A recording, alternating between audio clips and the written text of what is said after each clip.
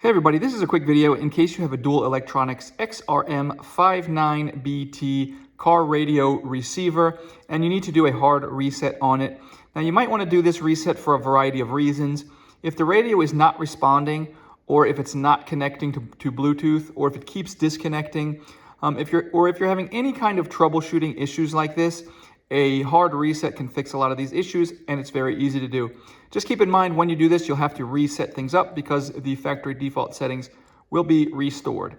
But if you want to do that, it's quite easy. All you need to do is get like a paper clip or a pen, or if you have one of these, if I could find mine, can't find it, iPhone SIM card ejector pins.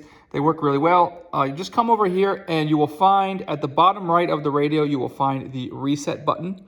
And you just press and hold that for a second or two, and that will initiate the reset of the radio.